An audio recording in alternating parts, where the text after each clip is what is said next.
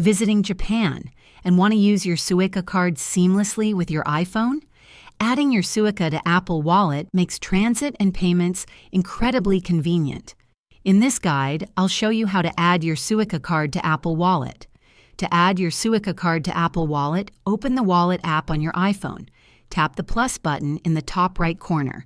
Select Transit Card and then choose Suica from the list of available cards.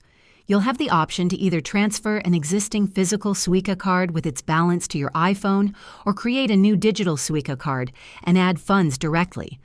If transferring, you'll place your physical Suica card on the top of your iPhone to initiate the transfer.